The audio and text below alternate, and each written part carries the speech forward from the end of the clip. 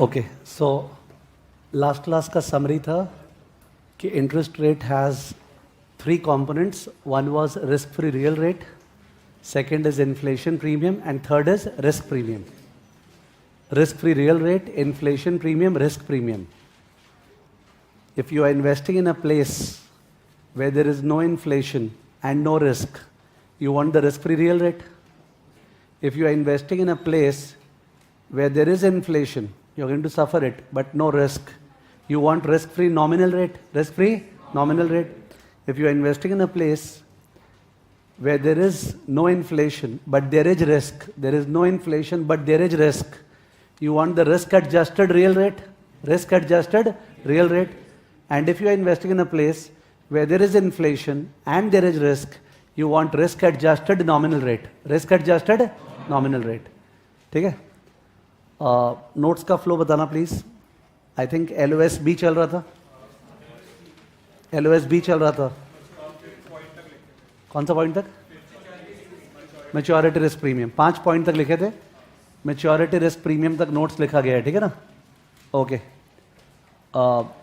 It's not possible to see as to कौन कैसे करके बैठा है, but in the sense that please remember if you do not attend the previous class, next class समझना difficult है. समझ गए? तो it's not that type of classes going on कि जब चाहे आ गए जब चाहे नहीं आए. ठीक है?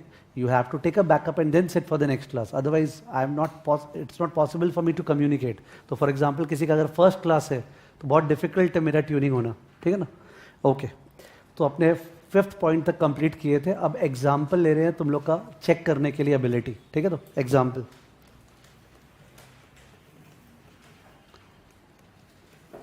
एग्जाम्पल है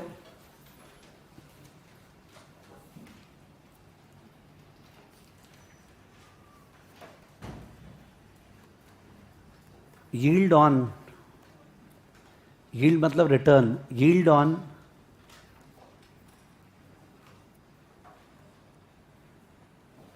T-bills,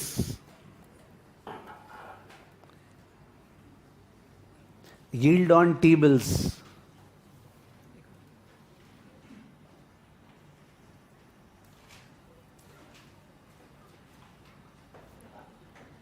yield on T-bills equal to 6%. Yield on T-bills equal to 6%. Next,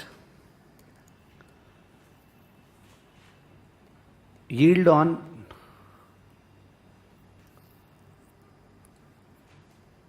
T-bonds equal to 7.5%.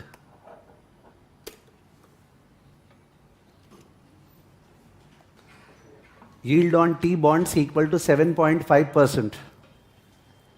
ठीक है? Yield on T bill 6%, yield on T bond 7.5%. लिख दो. Calculate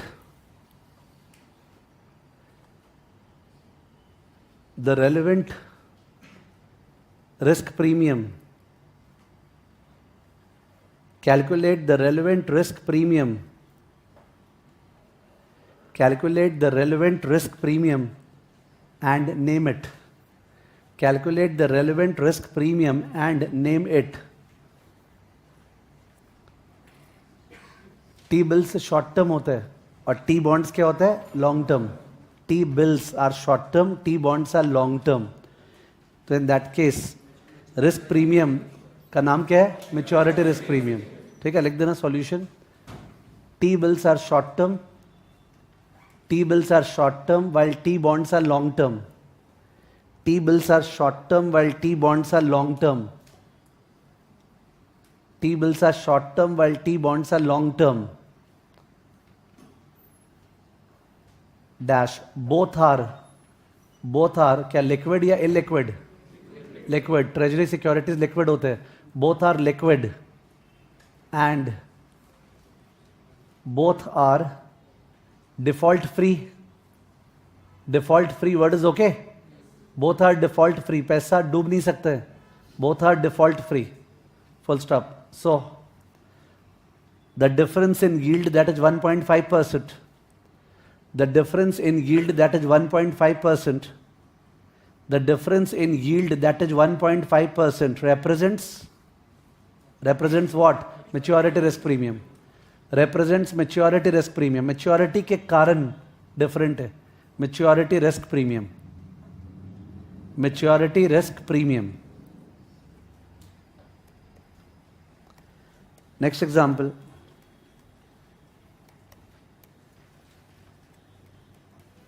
Yield on tips 3%.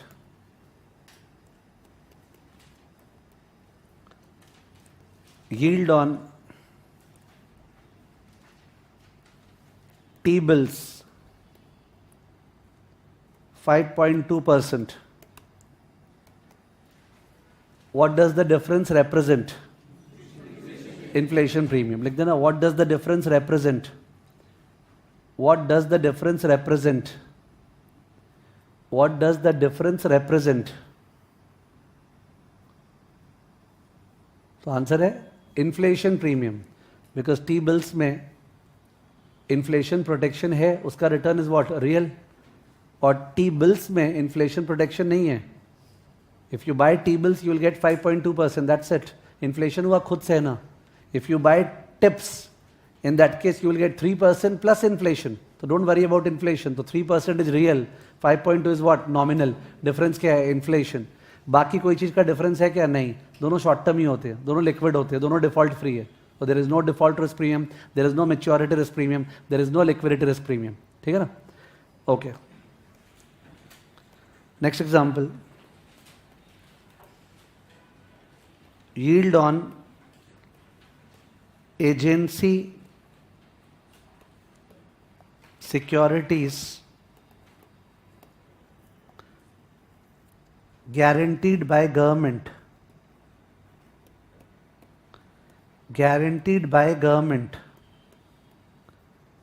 dash 6.4%. Yield on treasury securities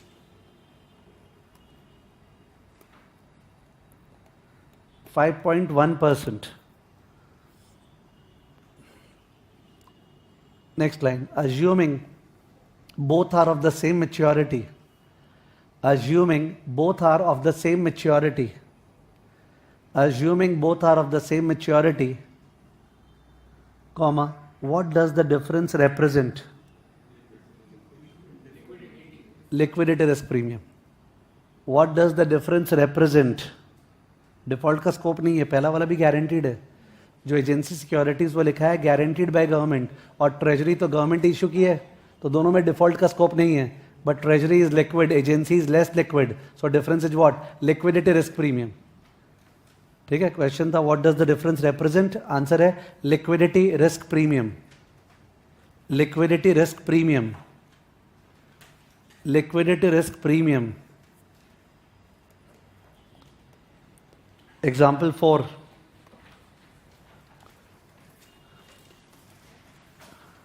example 4 में नया चीज है, सुन लेना. क्या? सपोज अपने कोई प्रोजेक्ट करने वाले, we are going to do a project. That project involves the production of a commodity and obviously will sell it. Let's ignore the production cost, वो जो रॉ मटेरियल कॉस्ट ये सब लगेगा एक बार इग्नोर कर रहे हैं, because I want to focus on something else. Let's focus only on the sales revenue. Sales revenue जो बेच के आएगा. We expect to sell 1000 units. Discuss हो रहा है, do not copy. 1000 unit sell करेंगे एक साल बाद. ठीक है, 1000 units. Right now the price is 40 per unit. Right now the price is 40 per unit. But in 1 year there will be inflation of 5%, because of which we will be able to sell at 40 or 42. I hope it's okay. The story is okay. You're going to produce and sell a commodity. 1000 units is your projected selling units after 1 year. The selling price today is 40 per unit, but due to inflation of 5%, you'll be able to sell at 42 per unit. Okay? So in that case, the statements which I am saying one by one, these statements are true or false. सोच के बताना. Statement number 1. the project is expected to generate a cash flow of 42,000 after 1 year. True? 42,000 after 1 year. दूसरा statement, the project is expected to generate a cash flow of 40,000 after 1 year in terms of today's purchasing power. ये जो second language था ना, 40,000 after 1 year in terms of today's purchasing power. Okay, this is supposed to be understood. दोनों statement correct है. कोई बोले 42,000 आने वाला है, एकदम सही बोल रहा है, 1000 into 42 42,000. पर जब उस 42,000 से तुम चीज खरीदने जाएगा बाजार में, तो क्या सामान का दाम, बाकी चीजों का दाम सेम है या बढ़ चुका है? बढ़ चुका है. तो with that 42,000 you will not be able to buy the goods which you can buy of 42,000 today. You will actually be able to buy goods worth 40. Goods worth 40. So in real terms वो जो 42 आ रहा है उसका purchasing power तो 40 है. वो जो 42,000 आ रहा है उसका purchasing power तो 40,000 है ना. So it is correct to say that, sir, this project will generate real cash flow of 40,000. How much? 40. Real cash flow 40,000. Nominal cash flow of 42,000. ठीक है तो रियल कैश फ्लो 40,000 आने वाला एकदम करेक्ट. आज के परचेसिंग पावर में वो जो 42 आने वाला है उसका वर्थ तो 40 ही है. ठीक है, बिकॉज 42,000 डिवाइड बाय 1.05 क्या होता है? 40,000. 42,000 को 5% इन्फ्लेशन हटाए, इट इज व्हाट? 40,000. तो 40,000 is real, 42 is what? Nominal. ठीक है तो ओके, लिखना प्लीज. एक सेकेंड और इसको जस्ट बढ़िया करने के लिए. तो 40 और 42,000 आपको समझ में आ गया. ठीक है ना. अब सपोज जो real risk adjusted rate of return from the project, मैंने रिस्क एडजस्टेड लिखा है बिकॉज जनरली जो प्रोजेक्ट्स वगैरह होते हैं दे आर रिस्की और they are not risky. Risky any project, the future cash flows are not certain, they may go up and down, that is risk. कोई भी project, common sense suggest that sir कोई sure थोड़ी है आप 1000 unit बेचेंगे, ऊपर नीचे भी तो हो सकता है. That's called risk. तो रिस्क एडजस्टेड रेट लिखा मैंने और उसके पहले क्या वर्ड लिखा? रियल. रियल मतलब विदाउट इन्फ्लेशन. ठीक है ना. तो ये रिस्क एडजस्टेड रियल. ठीक है ना. वो रिक्वायर्ड रेट ऑफ रिटर्न अपना जो है, required rate of return they suppose that is 11%. We want 11% return from this project. 11%. अगर 100 लगाए तो 111 चाहिए. 100 लगाए तो 111 चाहिए in terms of what? Today's purchasing power या then purchasing power? Today's. Real है. Real real real. अगर 100 रुपया लगाए तो 111 चाहिए आज के परचेसिंग पावर पे. ठीक है, रियल है ये. और suppose expected inflation equal to what? Suppose 4%. How much? 4%. So nominal terms में how much do you want? 15% you want nominal terms में. किसा मेरे को 11% चाहिए था अगर इन्फ्लेशन का चिंता नहीं होता तो, पर इन्फ्लेशन अगर है तो मेरे को 11/4 क्या चाहिए? 15. तो लास्ट क्लास डिस्काउंट रेट का बात किए थे ना. Interest rate can be interpreted as opportunity cost और डिस्काउंट रेट और रिक्वायर्ड रेट ऑफ रिटर्न. तो discount rate is used to pull something like something divide by 1 plus r to know how much we are willing to put today. ठीक है तो in that case there are two things that are eligible for pulling and both are correct. 42,000 can be pulled back 1 year. 40,000 can be pulled back 1 year. Both are correct. You all said कि साहब जो 42,000 का statement बोल रहे हैं वो भी सही है, जो 40,000 बोल रहे हैं वो भी सही है. तो दोनों को पुल करने से आज आंसर क्या आना चाहिए? Same. Whether I pull 42, sorry inflation 5 था ना ऊपर, तो आई हैव टू राइट 5. ठीक है, इन्फ्लेशन तो यहाँ 5 लिखे थे तो I can't make it inconsistent. Inflation 5 है तो 11 5 क्या फीलिंग आ रहा है? 16. तो मैं बोल रहा था 42 को पुल करना है या 40 को पुल करना है, the present value should be same. कहने का मतलब बताइए ना सर, इस प्रोजेक्ट में जो पैसा आने वाला है 1 साल बाद, उसके बदले आज आप कितना लगाने को तैयार है? ठीक है तो in that case I want to do 40,000 divide by 1 plus R. I want to do 42,000 divide by 1 plus r. Correct? ठीक है, the answer should be same. 40,000 और 42,000 में से कौन सा रियल है? ये रियल है. It does not contain inflation. This is what? Nominal. It contains inflation. Therefore the rule is ये further elaborate होगा but अभी मेरे को बोलना जरूरी था. The rule is real cash flow got to be pulled at real rate. Nominal cash flow got to be pulled at nominal rate. The nature of the cash flow and the nature of the discount rate should be same. nature of the cash flow and nature of discount rate should be what? Same. Real cash flow, real rate, nominal cash flow, nominal rate. Therefore, 40,000 should be pulled at which rate? 11%. While 42,000 should be pulled at what rate? 16%. Okay? However, when we do the maths, the answer is not exactly the same. 40,000 by 1.11. Kelsey, please. 40,000 divided by 1.11. 36,036. 36,036 approx आ रहा है, ठीक है ना? और वो जो 42,000 divide by 1.16, 42,000 divide by 1.16 क्या? 36,206 आ रहा है. हमने किया है 42,000 by 1.16. This difference of 36,036 and 36,206 is not because of approximation. It is a mistake that we have done. The mistake is that I have not taught it till now. Now I am hinting upon that. Is that अगर आपके पास 100 रुपये है और आप बोले sir मेरे को 111 एक साल बाद चाहिए, अगर इन्फ्लेशन का चिंता नहीं है तो, पर अगर 5% इन्फ्लेशन होने वाला है तो आप बोल रहे हो नहीं सर मेरे को 5% और चाहिए, 5% और चाहिए, तो 100 के बदले तुमको 111 चाहिए था, पर अब 5% इन्फ्लेशन सोच के तुम बोल रहे हैं 5% और चाहिए, तो 5% और जो है 5% ज़्यादा किस पे चाहिए? 111 पे, 111 पे, नॉट 100 पे.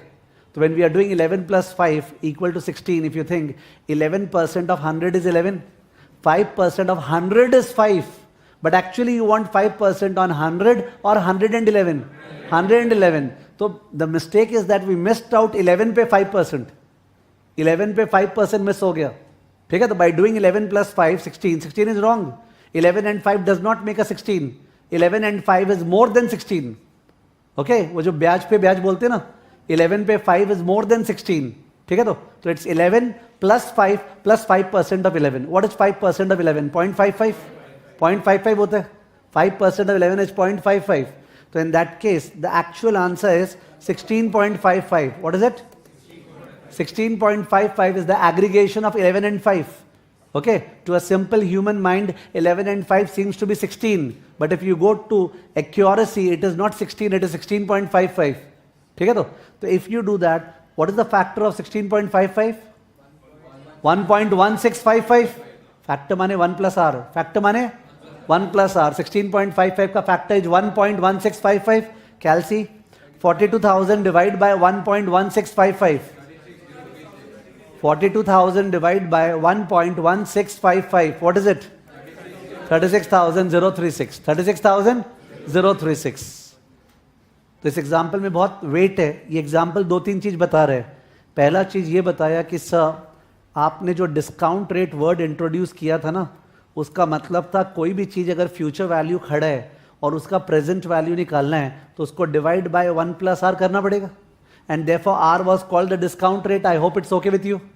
अब बात है सर ये जो डिस्काउंट रेट है, ये डिस्काउंट रेट अपने कौन सा यूज करेंगे?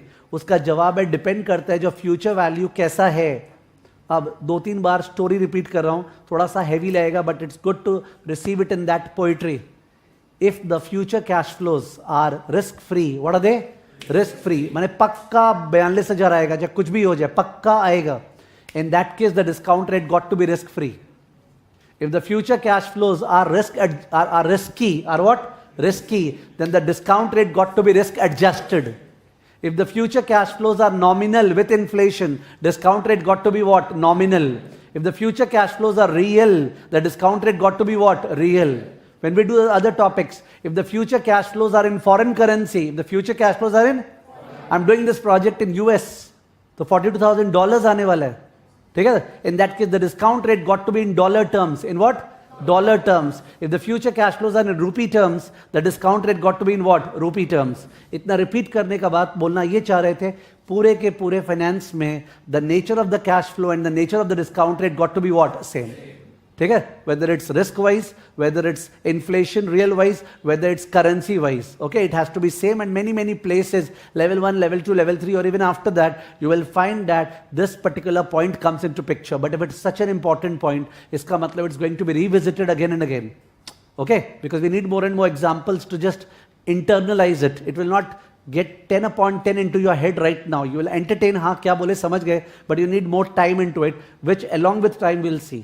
ठीक है, तो टेक्स्ट में इस पॉइंट पे स्ट्रेस नहीं दिया हुआ है, LOSB में टेक्स्ट में, बाद में काम आता है, तो मैंने अभी बता दिया. तो इन दैट केस आपके एक बार माइंड में हिट किया, मैं डिक्टेट भी कर दूंगा, उसके बाद we will wait for this to revisit us again and again. Are you understanding? ठीक है, तो कि nature of the cash flow and nature of discount rate should be what, same.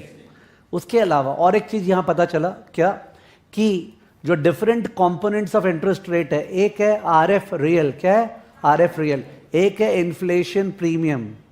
ठीक है ना, इन दोनों को अगर मिलाना है, मिलाना तो मिलाने का दो तरीका है, एक है प्लस और एक है इनटू, एक है एडिटिव मॉडल और एक है मल्टीप्लिकेटिव मॉडल.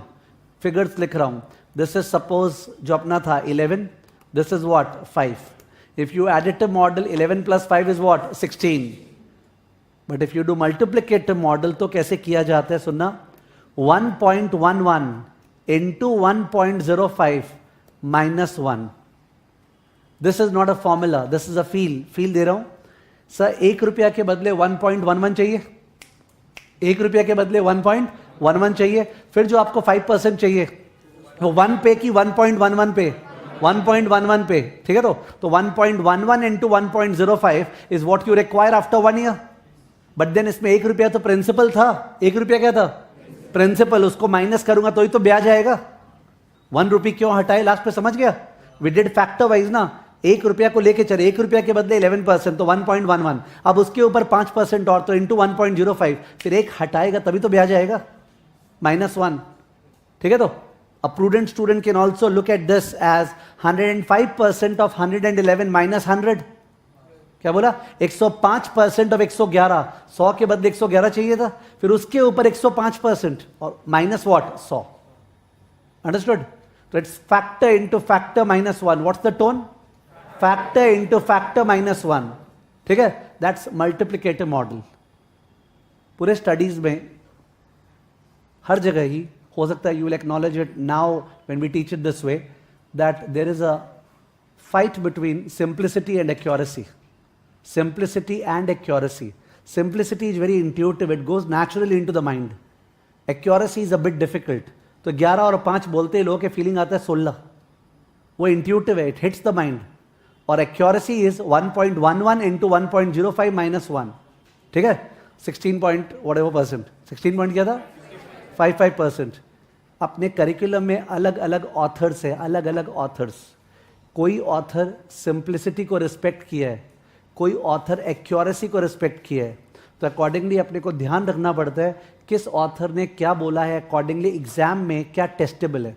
तो क्यूएम वाला जो ऑथर है, ये क्यूएम चल रहा है अभी, क्यूएम वाला ऑथर बोला है जनरली अपने एडिटिव मॉडल फॉलो करें. कौन सा एडिटिव. पर क्यूएम वाला ऑथर ये बोला है कि ऑल्दो मैं तुम लोगों से फैक्टर इनटू फैक्टर नहीं करवा रहा हूं, पर अगर आप ये जानते नहीं हो कि एक्चुअल 16 से ज्यादा आएगा, वो गलत है.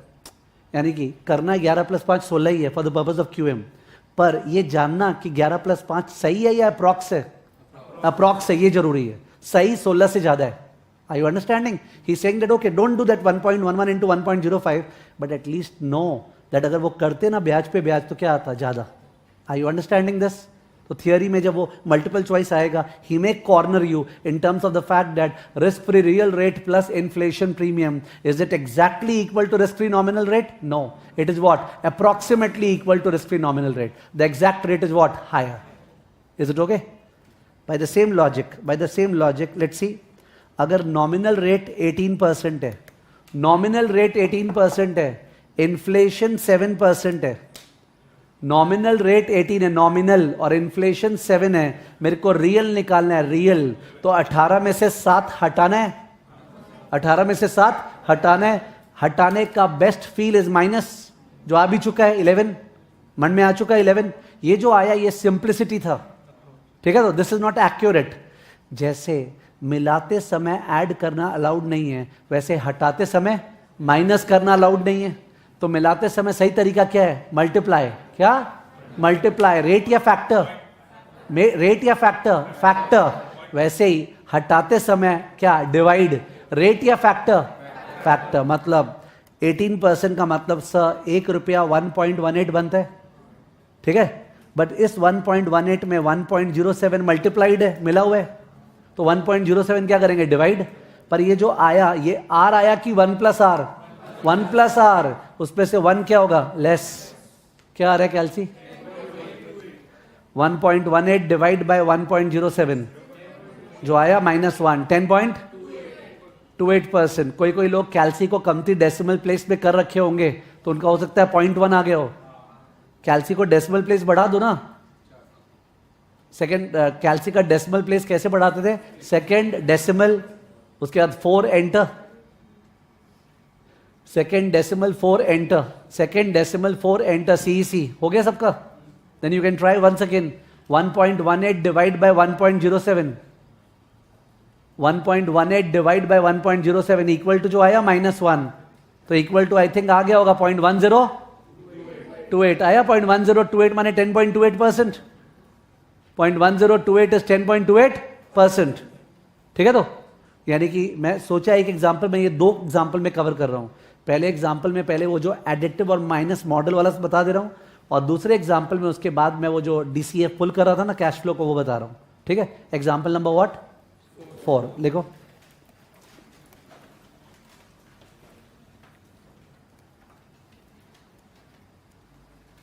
Real rate 8%, inflation premium 3%,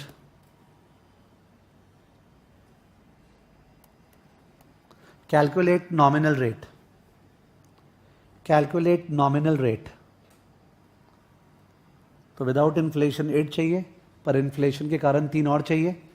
calculate nominal rate, तो लिख रहे हैं मेथड 1,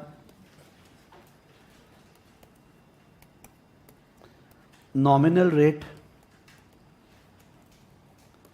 और ये सिंबल दे रहा हूं which stands for approximately equal to ना, this symbol stands for approximately equal to, तो nominal rate approximately equal to real plus inflation, तो equal to 8 plus 3 equal to what, 11, but 11 is approx, okay. At the risk of sounding repetitive यहां पे फिर भी लिख दे रहे approx, 11 is approx. Method 2, nominal rate equal to 1 plus real rate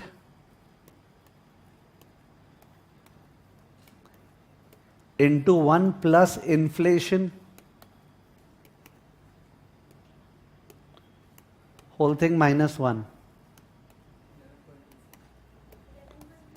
तो 8% मतलब 1.08, ₹1 के बदले 1.08, पर सर इस पे 3% और चाहिए, तो इंटू 1.03, पर इस पे तो ₹1 मिला हुआ है प्रिंसिपल, तो वो हटाना पड़ेगा, -1, 1.08 into 1.03, the whole thing -1,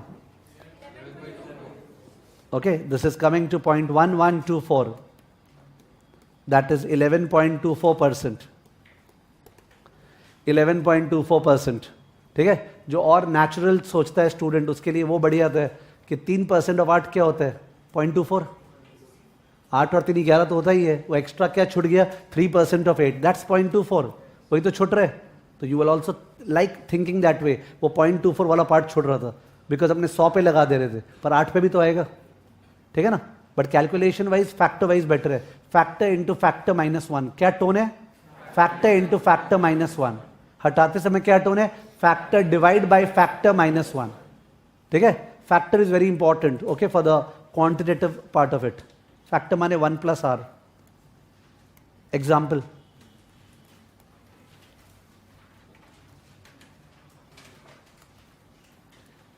risk free rate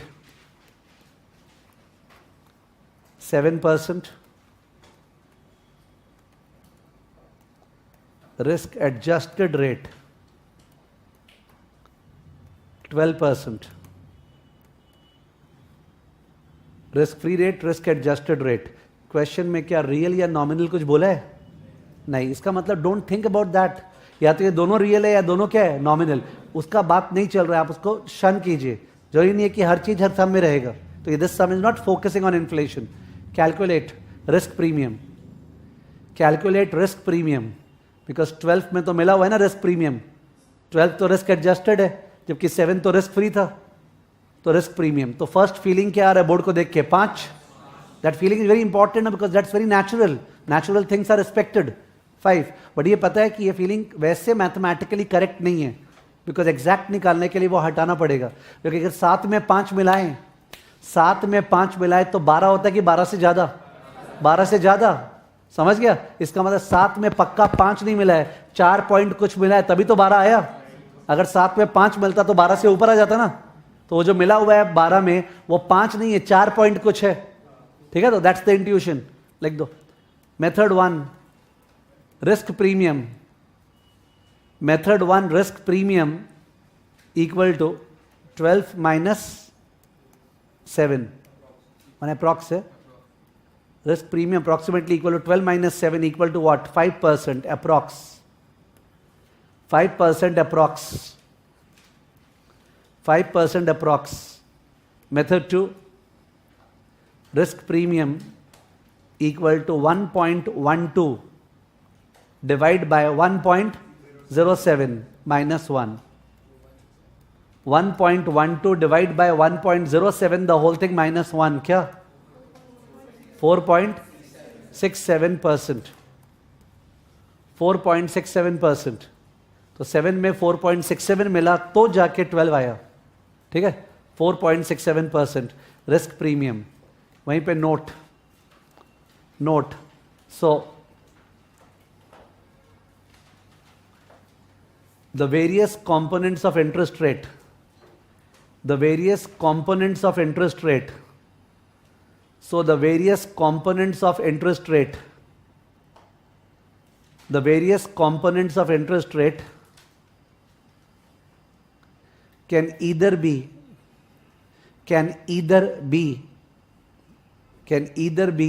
incorporated,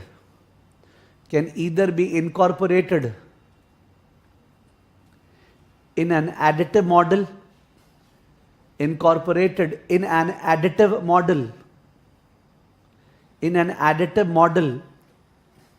bracket में अप्रॉक्स, ब्रैकेट क्लोज, और multiplicative model,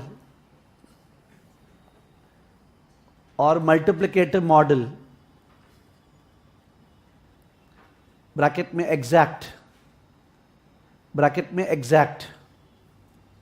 full stop. We normally use, full stop के बाद, we normally use additive model,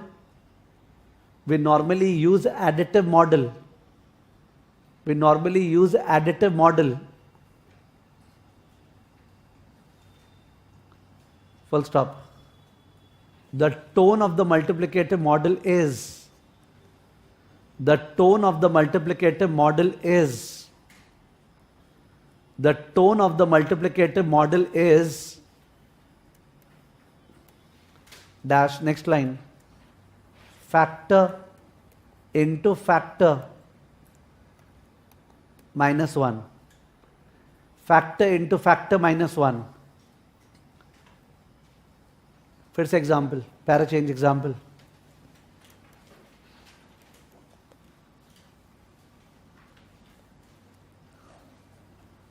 example है रिस्क एडजस्टेड नॉमिनल रेट 13%,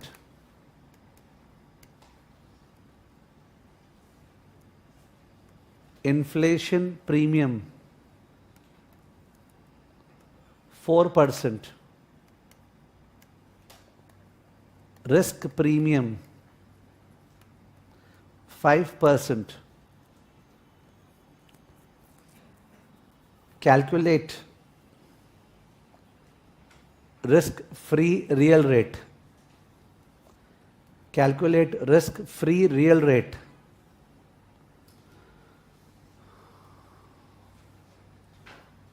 ठीक है, calculate करो please.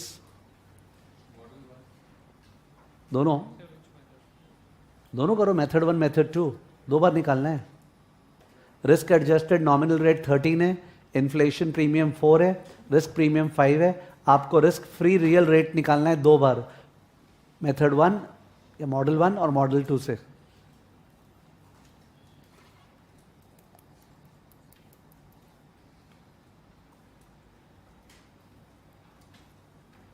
ठीक है, मैथ से इंपॉर्टेंट फील है कि भाई नॉमिनल दिया हुआ रियल निकालने के लिए इन्फ्लेशन हटाना पड़ेगा, रिस्क एडजस्टेड दिया हुआ है रिस्क फ्री निकालने के लिए रिस्क प्रीमियम हटाना पड़ेगा।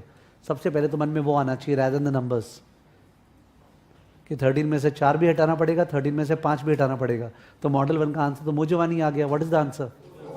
4%। ठीक है, जो मॉडल 1 है उसका तो answer 13 minus 4 minus 5, 13 minus 4 minus 5। 13 में से 4 हटाए तो क्या आया? नाम बोलो। 13 में से 4 हटाए तो नाम क्या आया? Risk adjusted real rate. वो पता होना चाहिए कि 13 में से 4 हटाए तो रिस्क एडजस्टेड रियल आया, उसके बाद 5 हटाए तो क्या आया? Risk free real. ठीक है, तो 4% आंसर आ गया।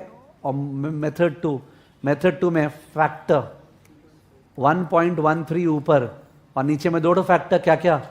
1.04 और नीचे में 1.05 और पूरे में से क्या? -1। Okay, 1.13 divide by 1.04 divide by 1.05, the whole thing -1।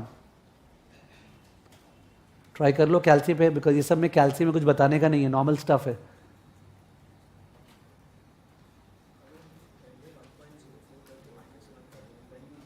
That's okay, you can do that. वो 13 में से 4 हटाएंगे तो he saying sir we do 1.13 by 1.04 -1, तो वी गेट दैट रेट, और उसमें से 5 बाद में हटा देंगे। टाइम वेस्टेज है ना। रेट अलग आ रहा है बिकॉज अप्रॉक्सीमेशन, वो बीच वाले स्टेज में अप्रॉक्स आ गया ना। हाँ, बोथ आर एक्सेप्टेड, तो मल्टीपल चॉइस है, क्लोजनेस पर डिपेंडेंट है। लॉजिकली इस सब में एक साथ करना चाहिए था। ठीक है ना। 1.13 divide by 1.04 into 1.05, the whole thing -1. What is the answer? 3.48%. 3.48% approx. 3.48% approx. Approx उसलिए नहीं बोला, I said approx because ये calculation तो 3.47 कुछ आया होगा ना। माने I am mentioning approx over here because of the decimal places, not because of the method. Method is exact. Okay.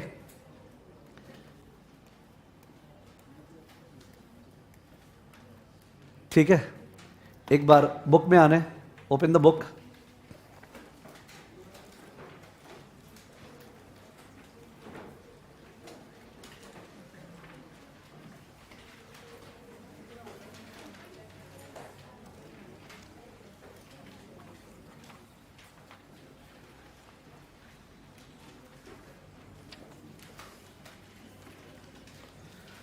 Book में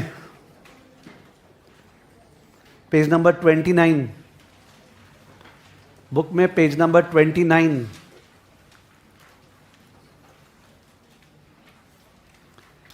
पेज नंबर 29,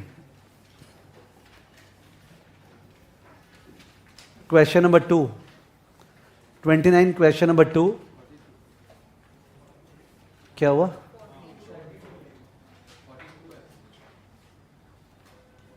मेरा बुक पेज नंबर अलग है।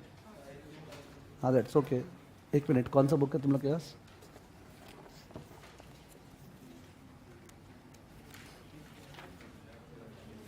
Okay, that's okay. आप लोग का शायद पेज नंबर 24 है। Page number 24 निकाल लो। पेज 24 है आप लोग के यहाँ। पेज नंबर 24 जहाँ से होमवर्क क्वेश्चन स्टार्ट है, ठीक है ना, वहाँ से। ठीक है, तो उसमें क्वेश्चन नंबर 2 में Miss Mary has just inherited some money and wants to set some of it aside for a vacation at Hawaii 1 year from today. Her bank will pay him, language mistake है, 5% interest on any funds he और she deposits. ठीक है, 5% interest है। In order to determine how much of the money must be set aside and held for the trip, तो आज she will deposit some money in the bank to earn what 5% so that she gets the amount for the trip. ठीक है तो बोल रहे हैं in order to determine how much money must be set aside and held for the trip, she should use 5% as what? Discount rate. Because whatever money she requires after 1 year, she has to deposit today. That divide by 1.05. That divide by 1.05. Therefore 5% is used as what? Discount rate. ठीक है 5% is a discount rate. You're wanting to find out the present value of what you will require in future. Question number 3. Which one of the following statement best describes the components of the required interest rate on a security? The nominal risk-free rate components कौन सा है? Nominal risk-free rate, expected inflation, default risk premium, liquidity premium, and a premium to reflect risk associated with maturity. तो इसमें तो nominal risk-free rate जो बोल दिया था, तो expected inflation तो double counting हो गया. जब nominal risk-free rate बोल दिया, तो expected inflation तो double counting है, because nominal risk-free rate में तो inflation मिला हुआ है. Wrong है. B, real risk-free rate, default risk premium, liquidity premium, and a premium to reflect the risk associated with maturity. यहाँ पे कुछ छूट गया क्या? Inflation premium. Inflation premium छूट गया. C, the real risk-free rate, expected inflation, default risk premium, liquidity premium, and a premium to reflect the risk associated with maturity. This is what? True. Okay, C is the answer. Components of interest rate. Number 4, T-bills, tips नहीं, T-bills can be thought of as. तो T bills में पहला word treasury है यार, ये बात तो पक्का है सर. रिस्क फ्री क्या? Risk free. वो शॉर्ट टर्म भी होता है, कोई भी रिस्क नहीं है उसमें. डिफॉल्ट भी नहीं है, लिक्विडिटी रिस्क भी नहीं है, और मेच्योरिटी रिस्क भी नहीं है. बिकॉज ट्रेजरी मतलब नो डिफॉल्ट प्लस लिक्विड. ठीक है ना, तो वो दोनों गया. और टी बिल्स मतलब शॉर्ट टर्म, तो इसका मतलब उसमें मेच्योरिटी रिस्क भी नहीं है, एकदम रिस्क फ्री रेट है. पर क्या वो अलग से इन्फ्लेशन देगा? नहीं, यानी वो इन्फ्लेशन का प्रोटेक्शन नहीं देगा. तो जो देगा वही नॉमिनल है, जो वो देगा वही नॉमिनल है. T bills can be thought of as what? Nominal risk free rate, because they contain inflation premium. They contain मतलब they will not give you inflation separately. अगर बोल रहा है 5%, तो भाई 5 के अंदर ही इन्फ्लेशन प्रीमियम है. जबकि टिप्स क्या बोलते हैं? अगर वो बोलता है 5, तो बोलता है 5 प्लस क्या? इन्फ्लेशन. ठीक है, तो T-bills can be thought of as nominal risk-free rate because they contain what? Inflation premium. ठीक है, तो आंसर इज 4 का A. Number 5, which of the following is least likely a premium that compensate investors for bearing risk? Investors for bearing risk. तो bearing risk के लिए तो general बोल दिया. They should have said which risk. Default risk premium होना चाहिए, I think. ठीक है, डिफॉल्ट रिस्क प्रीमियम, बिकॉज वो रिस्क को डिफॉल्ट के सेंस में यूज कर रहे हैं. एक बार चेक करो आंसर पीछे. सी आंसर दिया हुआ है ना. C is not a word at all. Oh least likely, I didn't read the word, sorry. Which of the following is least likely a premium? Answer एकदम, क्वेश्चन एकदम correctly framed है. मैं least likely miss कर गया था. That compensates investor for bearing risk. तो तुम्हारे knowledge के अनुसार 3 तो रिस्क है. डिफॉल्ट के बदले डिफॉल्ट रिस्क प्रीमियम, मेच्योरिटी के बदले मेच्योरिटी रिस्क प्रीमियम, लिक्विडिटी के बदले लिक्विडिटी रिस्क प्रीमियम. बट पे बैक प्रीमियम नाम का तो कोई कंपोनेंट नहीं है ना, तो आंसर क्या होगा? सी. ठीक है, द क्वेश्चन इज करेक्ट. ठीक है, नंबर 5 का answer is C. There is no such thing called pay back premium. Question number 1, ऊपर जा रहे. Question number 1, Alpha Research has been conducting investor polls for AY bank. They have found that most investors are not willing to tie up their money in a 1-year certificate of deposit unless they receive at least 1% bracket में 1.5% more than they would on an ordinary savings account. तो यानी कि दो sentence चल रहा है. Ordinary savings account पे a certain rate. Ordinary savings account जो अपने बैंक में रखते हैं, दे पे अ सर्टेन रेट ना. उसमें लिक्विडिटी होता है कि नहीं होता है? सेविंग्स अकाउंट जो बैंक में होता है उसमें चाहे तो पैसा जब चाहे उठा सकते हैं. Yes, savings account also liquid. तो बोल रहे सेविंग्स अकाउंट के बजाय अगर तुम सर्टिफिकेट ऑफ डिपॉजिट ले रहे, कौन सा? तो सर्टिफिकेट ऑफ डिपॉजिट जो है उस पर पैसा आपका ब्लॉक हो जाएगा. जैसे 1 ईयर का CD लिया तो 1 ईयर तक पैसा वापस नहीं मिलेगा. 2 ईयर का CD लिया तो 2 ईयर तक पैसा वापस नहीं मिलेगा. जबकि सेविंग्स अकाउंट में जब चाहे पैसा निकाल सकते हैं. तो ये क्या बोल रहे हैं? ऑर्डिनरी सेविंग्स अकाउंट के मुकाबले हम लोग 1 ईयर सीडी में तब पैसा लगाएंगे अगर 1% ज्यादा रिटर्न मिलेगा। किसके मुकाबले? Savings account. यानी सेविंग्स अकाउंट में 3 है तो 1 ईयर सीडी में क्या होना चाहिए? 4। और ब्रैकेट में लिखा हुआ था अगर 2 ईयर के लिए पैसा ब्लॉक करे, किसके लिए? 2 ईयर, तब तो इन दैट केस हम लोग कितना एक्स्ट्रा चाहिए? 1.5%। ठीक है, तो सेविंग्स के बदले 1.5% extra. If the savings account rate is 3, तो रेट सब समझ में आ गया, 3 + 1 4, वहां पे क्या? 4.5। and the bank wants to raise funds with 2-year CDs. With what? 2-year CDs. The yield must be at least what? 4.5%. 4.5%. ठीक है, तो 4.5% ऑप्शन नंबर ए में भी है, ऑप्शन नंबर सी में भी है। And this represents required rate. यहां पे कुछ पुल नहीं कर रहे, यू नॉट पुलिंग समथिंग। कितना पैसा बाद में चाहिए, उसके बदले आज कितना, तब जाके डिस्काउंट रेट होगा। This is like feeling, okay I am blocking money for 2 years, I require इतना, तो required rate of return. Okay, 4.5%, this represents the required rate of return. ठीक है,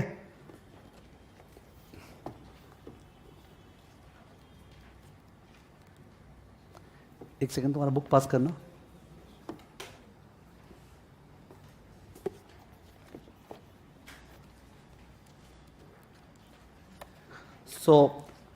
दो तरह का बुक्स मिला हुआ है because we had made some mistake in the books which we rectified. आप लोग जिन लोग का पेज ये मैच कर रहा था ना, अभी जो चालू किया, पेज नंबर 24 ऑफ 375, ये जो मैच कर रहा था वो वाले बुक में if you come back to page 19, जिन लोग का पेज 24 ऑफ 375 मैच कर रहा था, वहां पे कौन सा क्वेश्चन है? Class work. पेज 19 देखा, वहां पे क्लास वर्क है ना। और मेरे पास जो बुक है उसमें क्लास वर्क क्वेश्चंस मिस हो गया था हम लोग से, तो एकदम बुक के पीछे में है वो। अगर बाई चांस किसी का पेज नंबर 29 मैच किया था, कोई है क्या ऐसा? वरना मैं फालतू ही बोल रहा हूँ। तुम्हारा पेज 29 मैच किया था तो तुम्हारे में क्लास वर्क क्वेश्चंस जो है ना वो पीछे है। I am just telling it to you so that you don't gate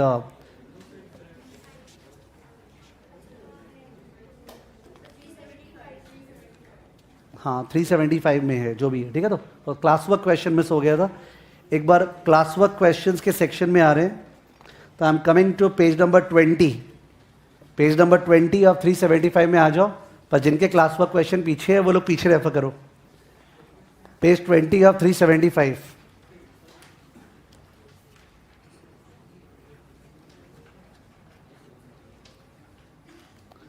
okay उसमें जो LOS A का क्वेश्चन दिया हुआ है, Peter Parker has just inherited some money and wants to set some of it aside for a vacation. ये तो वही वाला क्वेश्चन हो गया। हाँ ठीक है, नंबर टू में आते हैं। The real risk-free rate can be thought of as, the real risk-free rate can be thought of as ABC. Real risk-free rate can be thought of as A क्या है? Approximately the nominal risk-free rate reduced by what? Inflation. अगर nominal rate में से inflation हटाएंगे तो real rate आएगा exact या approx? Approx एकदम सही है। Approximately the nominal risk-free rate reduced by what? Inflation. जबकि ऑप्शन नंबर बी क्या है? Exactly the nominal risk-free rate reduced by what? Inflation. That's wrong. अगर आपको exact लाना है तब तो you have to do 1 plus nominal divide by 1 plus inflation minus 1. ठीक है, तो ए और बी में आंसर कौन सा है? ए। ठीक है, तो 2 का आंसर इज ए। 2 को इंपॉर्टेंट मार्क कर लो। अभी तक जो भी कर रहे थे उसमें 2 ही थोड़ा काम का था because it's hinting that you know that exact और अप्रॉक्स का डिफरेंस। ठीक है, नंबर 3 तो वही है, रिपीटेड जो पीछे था। ठीक है, ओके लेट्स कंटिन्यू। वापस से कॉपी में आ जाओ और कॉपी में फिर से example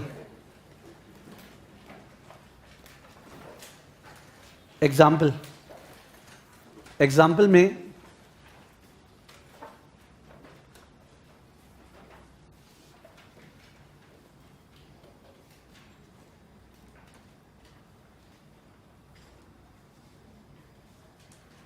consider a project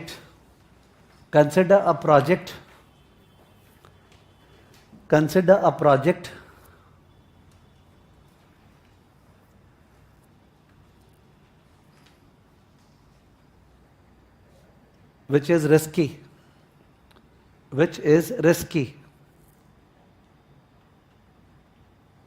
full stop.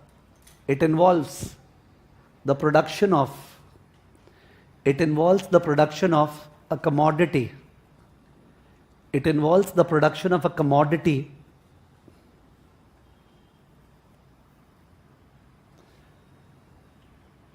full stop. The current price of the commodity is 40. Current price of the commodity is 40. Current price of the commodity is 40. Full stop. We expect 5% inflation. We expect 5% inflation. Full stop. We expect to produce and sell. We expect to produce and sell 1,000 units. 1,000 units at the end of year 1. 1,000 units at the end of year 1.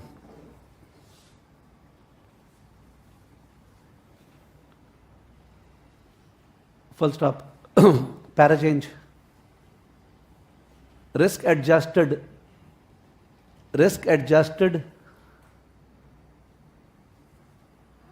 real rate of return. Risk adjusted real rate of return. Risk adjusted real rate of return equal to 11%. Next line. Calculate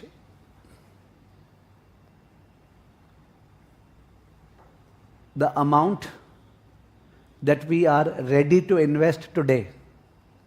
Calculate the amount that we are ready to invest today. That we are ready to invest today. Solution.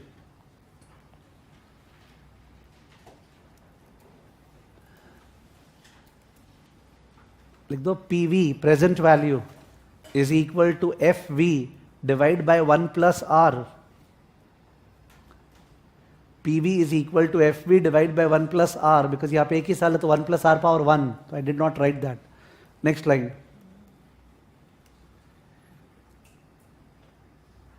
The rule is that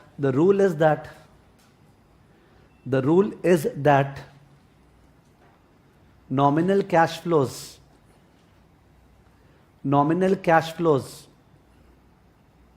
must be discounted.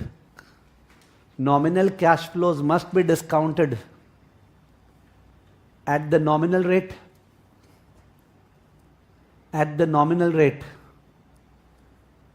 While real cash flows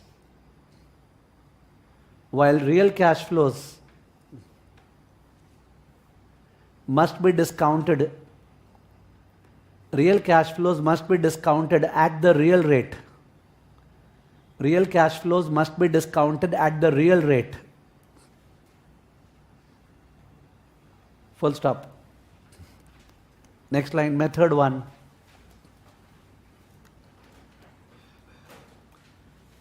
Nominal CF and nominal R. मैंने लिखा है nominal CF and nominal R. So nominal CF1 एक साल बाद जो आने वाला है equal to 1000 into 40 into 1.05. एक साल बाद तो दाम बढ़ जाएगा. We'll be able to sell it at 42. So equal to what? 42,000. We are calling it nominal because does 42,000 include inflation? Yes. ठीक है. Nominal R equal to 1.11 into 1.05. Whole thing minus 1. 1.11 into 1.05 whole thing minus 1 equal to 16.55%. If somebody later tells me that sir यहाँ पे आपने 11 plus 5 क्यों नहीं किया, ये वाला पार्ट जो मैं करवा रहा हूँ ये इस पर्टिकुलर LOS में ऑथर ने समझाया नहीं है, कहीं और काम आएगा, तो अपने आगे का पोर्शन कर रहे हैं. पर मेरे को तो दिखाना है दोनों मेथड से आंसर क्या आएगा, सेम.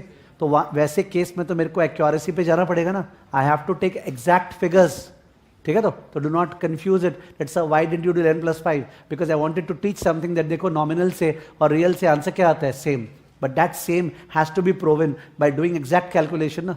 तो 16.55%. Therefore PV equal to 42,000 divide by 1.1655. 42,000 divide by 1.1655 equal to what? 36,036. ठीक है ना, डेसिमल में नहीं जा रहे. 36,036. तो आज अगर 36,036 लगाते हैं तो तुमको 16.55% एक्स्ट्रा मिलेगा. मतलब क्या मिलेगा? 42. You are satisfied? आपको इन्फ्लेशन भी मिल गया जो चाहिए था. Next method 2, real cash flow and real R. Discount rate भी रियल, कैश फ्लो भी रियल. रियल मतलब in terms of today's purchasing power, that is ignoring inflation. So real cash flow equal to 1000 into 40 equal to what? 40,000. एक mistake होता है लोगों से, इसलिए clear कर लूं. ये 40,000 कहां पे खड़ा है? एक साल बाद. पर ये किसका परचेजिंग पावर रिफ्लेक्ट कर रहा है? आज का. ये खड़ा आज नहीं है. 40,000 एक साल बाद ही आएगा, but it reflects the purchasing power of what? Today.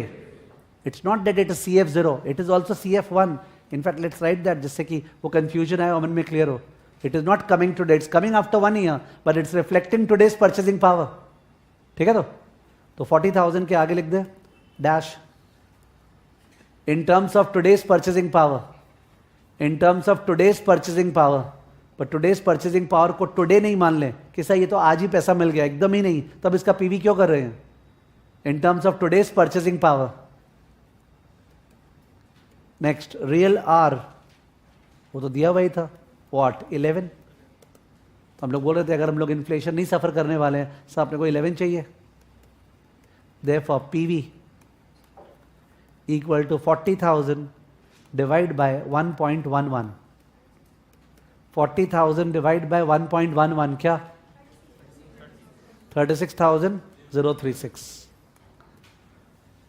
ठीक है? तो दोनों मेथड से आंसर एग्जैक्टली दिखाने के लिए मैंने फर्स्ट मेथड में मल्टीप्लिकेटिव मॉडल यूज किया, वरना ऑथर इस चैप्टर में एडिटिव मॉडल ही यूज कर रहे हैं. ठीक है ना? ओके. तो ये वाला जो एग्जांपल था, दिस सरपासेस दिस चैप्टर का रिक्वायरमेंट. ओके, ठीक. अब लिख दो कैलकुलेटर स्टफ. हेडिंग लिख दो ऐसे ही, कैलकुलेटर स्टफ, या पॉइंट नंबर 6 पे चले जाए. काम करो, point number 6, calculator stuff. Calculator stuff, तो जरा सा कैलकुलेटर स्टफ लास्ट क्लास बताया था, पर डिक्टेट नहीं कर पाया था. ठीक है? तो और कैलकुलेटर स्टफ जो है वो सारा बता दे रहे हैं. तो कैलकुलेटर में we have up till now understood how to change the decimal place. Is it? Decimal place सबको आ गया है? कैसे? सेकेंड डेसिमल या फॉर्मेट जो ही बोल लो, सेकेंड डेसिमल और उसके बाद जाके जो डेसिमल चाहिए एंटर. करेक्ट ना? ये तो सबके लिए ओके है. Just 1 second.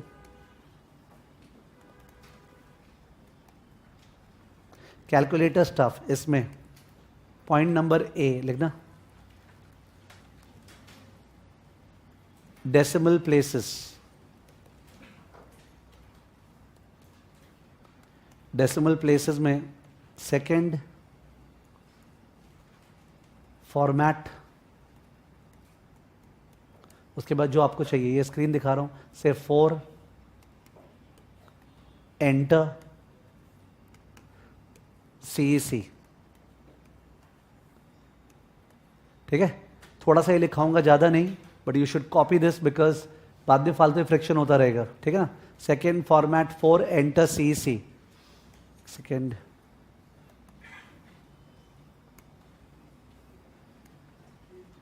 तो अपने कर रहे हैं, यहाँ पे मेरा 3 चल रहा है अभी मेरे में, तो मैं कर रहा हूँ सेकेंड, उसके बाद फॉर्मेट, उसके बाद 4, उसके बाद एंटर और उसके बाद ये रहा CEC.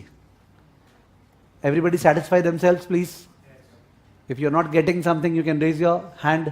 किसा एकदम ही नहीं हो रहा है. ठीक है, ओके। तो I think decimal is not an issue, everything everybody is okay.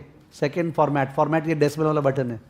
चलो आगे, next point number B, storage and recall. Storage and recall, storage and recall function, which means, सुनना please, what we need to do. अपने को करना है, suppose 40,000 divide by 1.15 plus I want to do 70,000 divide by 1.17। Suppose ये करना है, discuss हो रहा है अभी, ये करना है, पर मेरे को बीच में एग्जामिनेशन पेपर को स्पॉइल नहीं करना है, बिकॉज वर्किंग शीट मिलेगा नहीं, एग्जाम पेपर के बगल में ऐसे लिखना and all that is a time wastage. और भी इससे ज़्यादा कैलकुलेशन होगा जिसमें कुछ कैलकुलेट करना है, फिर उसके हेल्प से कुछ होता है ना, sequential, you have to find out something, then उसके हेल्प से कुछ और, देन उस हेल्प से कुछ और, वैसा। तो अपने जो मेमोरी फंक्शन यूज करते हैं ना नॉर्मल कैल्सी में, memory and then memory recall, तो मेमोरी वाला काम यहाँ पे कैसे करते हैं वो बता रहा हूँ। तो उसके लिए कैल्सी में जाएं प्लीज, ठीक है। और कैल्सी में अपने 40,000 था ना मेरा, suppose 40,000 divide by 1.15 equal to कुछ आया, क्या आया, 34,782। इसको STO1, STO दिख रहा है यहाँ पे, CC के ऊपर RCL है, फिर STO है, मैंने किया है STO1, करेक्ट। तो यार स्टोरेज 1 में चला गया, ऐसे 9 स्टोरेज है कैल्सी में, storage 1, storage 2, storage 3, storage 4, storage 9 memory का बटन है, तो स्टोरेज 1 ये चला गया उसके अंदर। सेकेंड वाला था सपोज 70,000 को 17 से टान रहे हैं, चलो let's do it again. 70,000 divide by 1.17 equal to STO2, storage 2 में चला गया। अब करना है RCL1 प्लस RCL2, क्या करना है, RCL1 प्लस RCL2, लॉजिक समझ गया होगा, रिकॉल करके ऐड हो रहे हैं। तो RCL1 plus RCL2 equal to, what's the answer, 94,611.66। Okay, you may all at once not entertain कि क्या ग्रेट हो गया, but as we move into calculations वगैरह, ये स्टोरेज और रिकॉल इतना ज्यादा फायदे का चीज होता है ना, बड़ा बड़ा सम जिसमें ये हो रहा है वो हो रहा है, विदाउट टचिंग द पेन, without touching the pencil you can do it by just feeding them. And storage को हटाना नहीं पड़ता है, जब उस पर नया स्टोरेज डालेंगे तो पुराने के बदले नया चला जाएगा, समझ गए। It's substitutive, it's not additive, cumulate नहीं होता है, हटता है, ठीक है। फॉर इंस्टेंस सपोज आपको कैलकुलेट करना है ये कैलकुलेशन, अगर ध्यान देना, suppose you have to do this calculation 400 divide by 0.07 bracket 1 minus 1.02 divide by 1.11 to the power 6, ये कैलकुलेशन सपोज करना है, मान लेते हैं, ठीक है। Let's go very slow into it. तो इन दैट केस अगर ये कैलकुलेशन करना है तो इसमें सबसे दिक्कत वाला पार्ट तो ये वाला पार्ट है, एक बार डिस्कस करें बिफोर गोइंग टू द कैल्सी। तो इसमें अपने करेंगे 1.02 बाई 1.11 इक्वल टू कुछ आएगा, उसके बाद पावर 6 करना है, क्या करना है, पावर 6। कैल्सी में चेक करो, y पावर x का बटन दिखा, y पावर x का बटन दिख रहा है, कहाँ दिख रहा है बताना, 9 के ऊपर, 9 के ऊपर ना, ठीक है, y पावर 6 का बटन दिख रहा है। लेट्स डू दैट, चलो 1.02 बाई 1.11 साथ में करते जैसे कॉन्फिडेंस आए। 1.02 डिवाइड बाय 1.11 इक्वल टू किया। अब इसको मेरे को रेस करना है टू द पावर 6, तो y पावर 6, मैं y पावर x में जा रहा हूं, y पावर x को प्रेस किया, प्रेस करने के बाद 6, y पावर x को प्रेस किया, उसके बाद पावर 6 इक्वल टू, ठीक है, ये आया 0.6021 आया आप लोग आ गया। एक सेकेंड वापस से कर लूं, कुछ लोग जो नहीं कर पाए वापस कर दे साथ में। 1.02 डिवाइड बाय क्या, 1.11 इक्वल टू, ये आया। इसके बाद y पावर x को प्रेस करना है और उसके बाद 6 को प्रेस करना है और इक्वल टू, ये आ रहा है, ये जो आया। चलो STO1 बिकॉज कौन झमेला लेगा इसका, STO1 में डाल दिए, क्या कैलकुलेशन था, ये जो पार्ट आया इसमें से 1 माइनस ये करना था, क्या करना था 1 माइनस ये, तो इन दैट केस ये जो मेरा था RCL1 में RCL1 माइनस 1 इक्वल टू, पर मेरे को तो 1 माइनस दैट करना था, तो क्या कर दो plus minus, I had to do A minus B, I have done what B minus A, तो आंसर का साइन चेंज करना है, प्लस माइनस का बटन डेसिमल के बगल में नीचे में दिख रहा है, हाँ तो हटा दिया साइन प्लस माइनस, ठीक है ये आया। अब ये जो आया अब तो डायरेक्ट हो जा रहा है, बिकॉज इसको इंटू 400 डिवाइड बाय 0.06 था क्या, into 400 by 0.07, let's do that, into 400 equal to divide by 0.07, क्या आया 2273.7576 ना, 2273.7576 ये आया है, ठीक है। अगर लगता है आपको गलती आ गया तो पूरा थोड़ी करना है, वापस से RCL1 डाला हुआ था, RCL1 में याद है वो वाला पार्ट, उसमें से -1 इक्वल टू, पर सा 1 माइनस करना था तो प्लस माइनस साइन चेंज, उसके बाद इनटू व्हाट 400 और divide by what 0.07 equal to 2273.7576। Is it okay?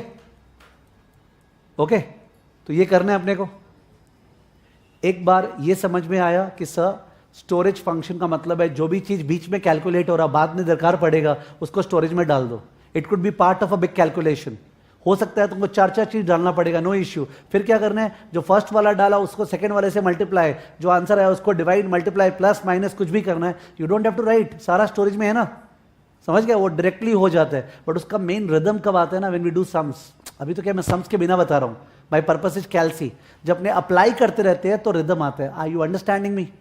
ठीक है, आपको जो सेटिस्फैक्शन है ना 10/10 वो तब आएगा जब अपने सम्स के अंदर ये करते रहेंगे। एक बार आप ये सोचो सर जो बोल रहे हैं वो समझ में आ रहा है क्या, हाँ स्टोरेज में डालना है और रिकॉल से निकालना है, इज इट ओके? तो that maturity is required from your side, correct? Let's go into it.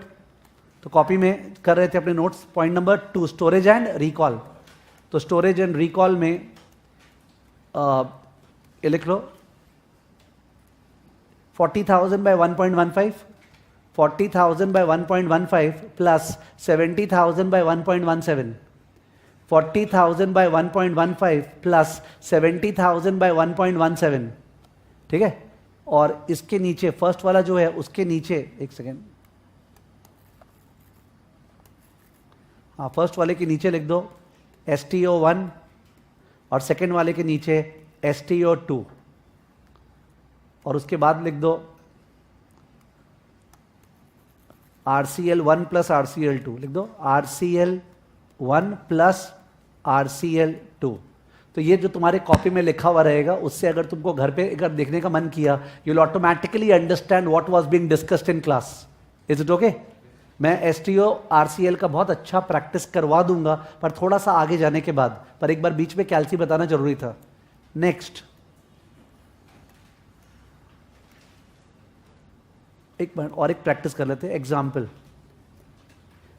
है, सपोज फाइंड आउट करना है 70,000 by 1.07 power 10 plus 90,000 divide by 1.08 power 20, ये फाइंड आउट करना है अपने को, ठीक है, ये फाइंड आउट करना है। तो ये फाइंड आउट करने के लिए एक सेकेंड, आई थिंक यहां से स्टार्ट करना बेटर रहेगा।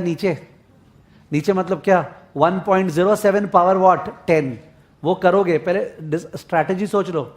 1.07 y पावर x 10 करोगे, वो जो आएगा उसका 1/x, उसका 1/x का बटन है वहां पे रेसिप्रोकल, और फिर इंटू वॉट 70,000, वो जो आया STO1, उसके बाद 1.08 y पावर x 20, वो जो आया 1/x इंटू वॉट 90,000 STO2, फिर RCL1 प्लस RCL2। स्टार्ट करें, चलो कॉन्फिडेंटली करते हैं। आंसर आने के बाद तुम्हारा अपने आप ही कॉन्फिडेंस आएगा।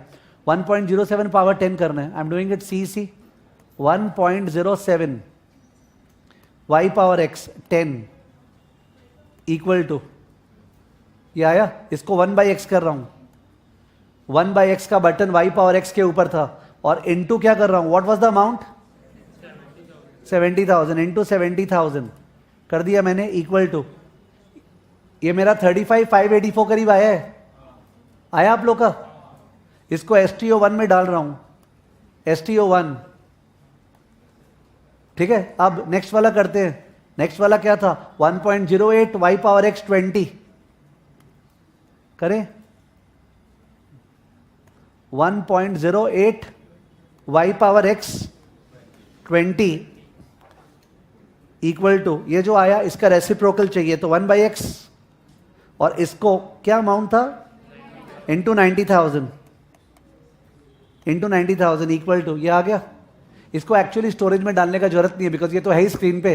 This plus RCL1, this plus RCL1 equal to, final answer क्या आया, 54,893 आया, 54,893 ओके, 54,893। y पावर x का भी फंक्शन पता चल गया आपको कि y पावर x कैसे यूज करते हैं, सही है। लिख दे रहा हूं इक्वल टू 54,893। तो ये अपने आप एक बार ट्राई करने के लिए रहेगा, ये घर पे ट्राई करें 54,893 आ रहा है क्या, ठीक है। Point number 3, point number 3 C, क्या point number C, sorry, point number C, TVM mode, time value of money mode. तो TVM मोड में कैल्सी में जो स्ट्रोक्स है, एक N का बटन है, बना रहे हैं, एक I/Y का है, एक PV का है, बनाओ प्लीज, एक PMT का है, और एक FV का है। ये सब दिख गया। तो इन दैट केस PV समझ में आ रहा होगा, प्रेजेंट वैल्यू है। FV समझ में आ रहा होगा क्या है, फ्यूचर वैल्यू, जो ऑब्वियस चीज है। I मतलब इंटरेस्ट रेट, जो आपको इंटरेस्ट रेट यूज करना है उसको परसेंटेज में पुट करना है, डेसिमल में नहीं। 8% को 8 पुट करना है, 0.08 पुट नहीं करना है, ठीक है। और N जो है वो भी ऑब्वियस है, ठीक है, नंबर ऑफ पीरियड जो भी रहेगा, ठीक है। जो PMT है वो अभी तक किए नहीं है, that's annuity. What is it, annuity. तो मेरे को लगा दो चीज का मतलब बाई चांस अटको तो, एक तो I/Y का मतलब इंटरेस्ट रेट, और PMT का मतलब क्या, एन्यूटी। बाकी PV FV तो वर्ड से पता चल रहा था, तो वो लिखा के कोई सेंस नहीं होगा, करेक्ट। हमेशा जो पैसा जा रहा है और जो आ रहा है उसका ऑपोजिट साइन होगा, क्या होगा, ऑपोजिट साइन, ठीक है। There will be opposite sign of these two figures, as in इसका और इसका, तो कम से कम क्या होगा, ऑपोजिट साइन। लिख देना ऑपोजिट साइन, छोटा छोटा चीज है, nothing big, but if you just prepare that 1.5 page का notes, it's always good. Opposite sign, ठीक है। एक बताना प्लीज, तुम लोग को साइन पूछ रहा हूं क्या होगा PMT का। क्वेश्चन क्या है सुन लो। हम लोग आज 50,000 बैंक में जमा कर रहे हैं। उसके अलावा हम लोग हर साल 4,000 4,000 4,000 4,000 4,000 4,000 और जमा करेंगे 10 साल तक। 50,000 जमा कर रहे हैं और 4,000 4,000 4,000 4,000 4,000 और जमा करेंगे 10 साल तक।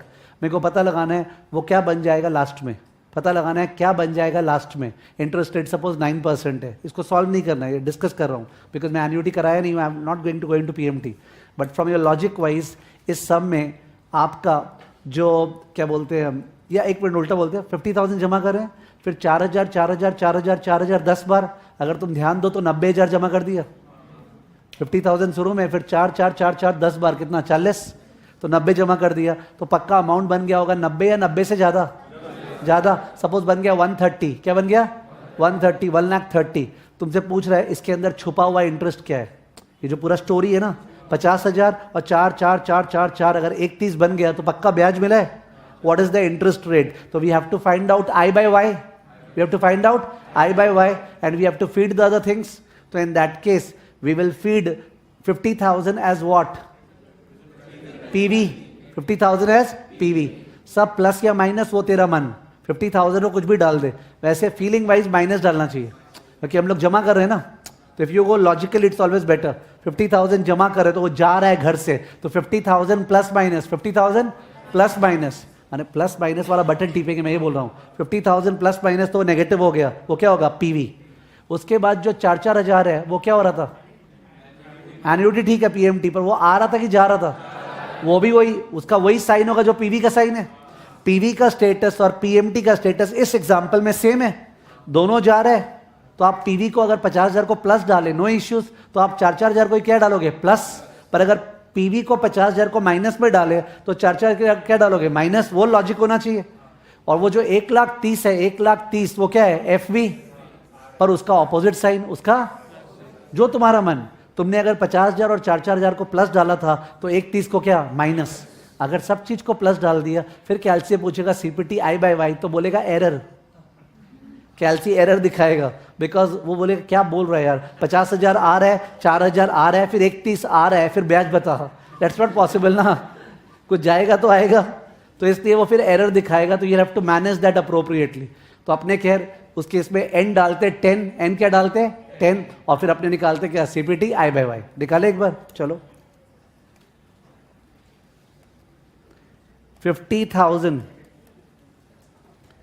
50,000 प्लस माइनस पीवी, आपने 50,000 प्लस माइनस पीवी डाले हैं। अब 4,000 पीएमटी, और मैं प्लस माइनस भूल गया, आई मेड अ मिस्टेक। तो इन दैट केस कोई प्रॉब्लम नहीं है, अब रेक्टिफाई कर दो। वापस से कर रहा हूं, 4,000 प्लस माइनस पीएमटी, सब्सटीट्यूटिव है कैल्सी, वापस शुरू से स्टार्ट नहीं करना पड़ेगा। तुमने गलती डाल दिया तो ठीक है, सही वाला डाल देना, अब क्या प्रॉब्लम है, समझ गया, पुराना वाला हट गया।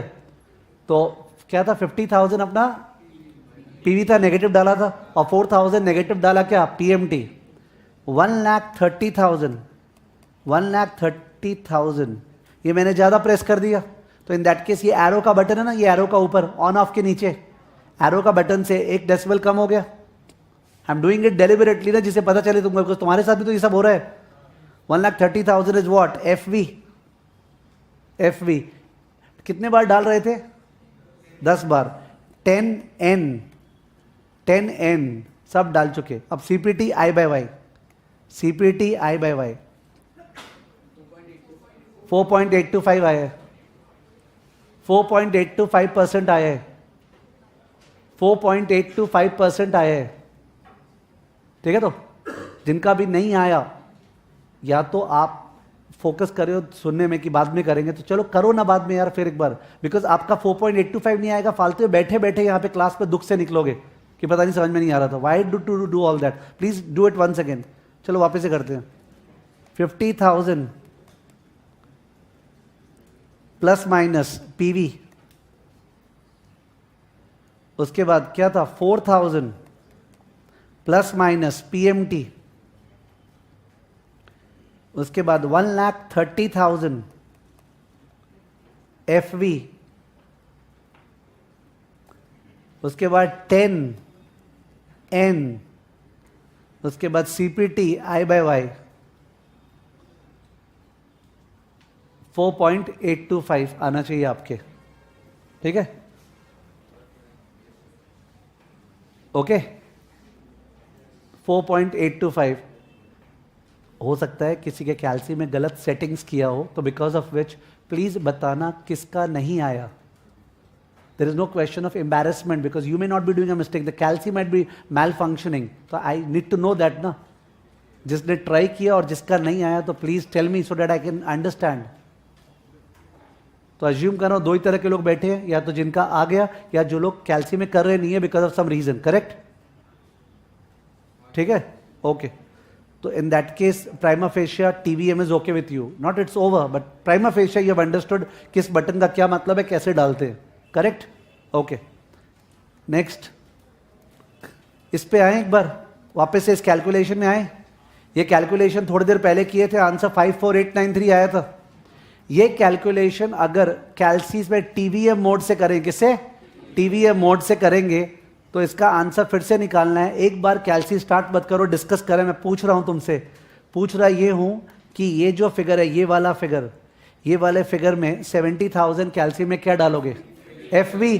बिकॉज 70,000 को 10 साल पीछे टानना है, तो 70,000 वहां खड़ा है। 70,000 is what, FV. 10N 7 I by Y, CPT PV. Answer negative आएगा, आंसर नेगेटिव आएगा। नेगेटिव आते ही आंसर को प्लस माइनस टीपेंगे। क्या टीपेंगे, प्लस माइनस, तो क्या आएगा, प्लस आ जाएगा।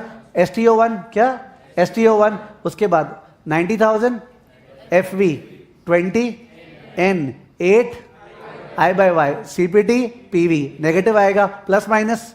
अब इसमें पुराना वाला आंसर ऐड करना है, STO2 फायदा नहीं है, यही वाला आंसर में प्लस व्हाट RCl1 करे रिदम से आया तो बहुत कॉन्फिडेंट आएगा आंसर 54893 आना चाहिए। पहले 70,000 को 10 साल पहले 7% से। Let's start. एक मिनट रुको, एक चीज सबका रॉन्ग आने वाला है। वो क्या है कि जो पीएमटी है ना पिछले सम में, अभी इसके पहले जो सम किए थे उसमें याद है पीएमटी को 4,000 डाले थे, तो कैल्सी के अंदर वो पीएमटी 4,000 डला हुआ है। तो अब क्या होगा अगर तुम उसको नहीं किया तो वो कैल्सी इस बार पीवी जो देगा ना वो 4,000 का भी दे देगा। You understood what? अगर अपने सेम बटन्स यूज किए थे और अब वही वाला सेम बटन्स यूज करेंगे तब तो कैल्सी सब्सटीट्यूट करेगा, बहुत बढ़िया। पर अगर कोई एक्स्ट्रा बटन यूज किए थे पिछले सम में तो कैल्सी में तो एक्स्ट्रा बटन रह गया ना, तो वो उसका भी पीवी कर देगा। The logic if you understand what's happening then it's retentive. ठीक है, तो इन दैट केस अपने को क्लियर करना जरूरी है। तो आप देखो एक बार एफवी के ऊपर क्या लिखा हुआ है, एफवी के ऊपर क्या लिखा हुआ है, CLR TVM दिखा, हाँ तो वो करना पड़ेगा। तो सेकेंड CLR TVM, मैंने सेकेंड एफवी किया है। अगर लगे कि वो इस कैल्शियम प्रॉब्लम क्या होता है ना, कोई प्रेस करने के बाद भी समझ में नहीं आता वो कुछ ले लिया क्या, मैंने बहुत बार, बिकॉज डजंट शो ना, तो वो डाउट हो जाता है, तो 2 बार और प्रेस कर दिया अगर, नो इश्यूज। ठीक है, तो सेकेंड मेरे को डाउट हो रहा है अपने पे, तो सेकेंड क्लियर TVM वापस से कर दिए, सेकेंड क्लियर TVM। ठीक है ना, ओके चलो CEC चालू करें। क्या अमाउंट था, 70,000, कितने साल पहले, कितने साल पहले, 10 साल पहले, हाँ स्टार्ट।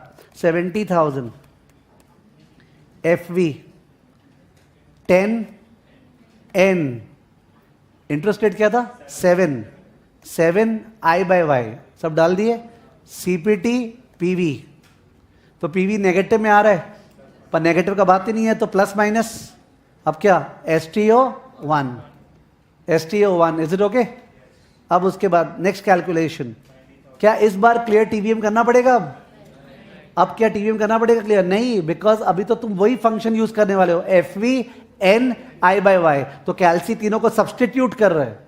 ठीक है, तो ओके 90,000 था क्या, 90,000 FV कितने साल पहले, 20 था ना, 20 साल और 8%, हाँ तो 20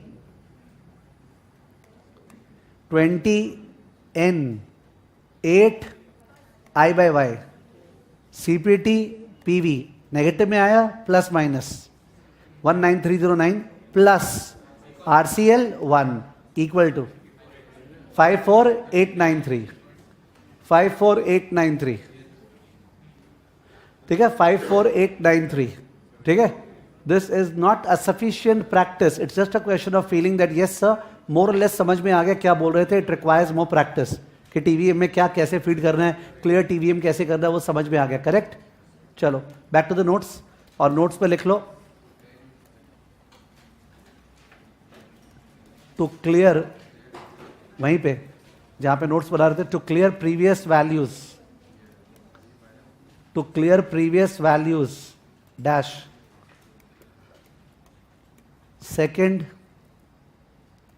CLR TVM। वैसे तो सेकेंड FV का बटन है, CLR TVM तो वही बटन है जो FV का है। तो second clear TVM, second clear TVM, second clear TVM। ठीक है, example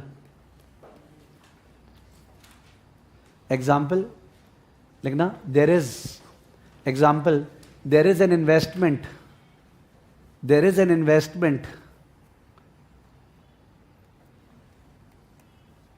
which will pay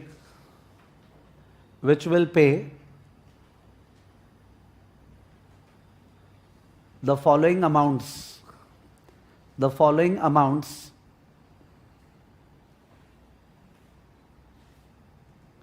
and are to be discounted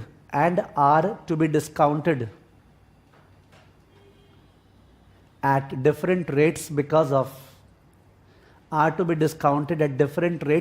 of different levels of risk. Different levels of risk are to be discounted at different rates because of different levels of risk. Okay. Years, first column years, second column cash flow, third column from whom, last column discount rate. मैंने 4 column बनाए, years, cash flow, उसके बाद from home, बताओ वो कहाँ से आ रहा है, और last column discount rate. Years 4,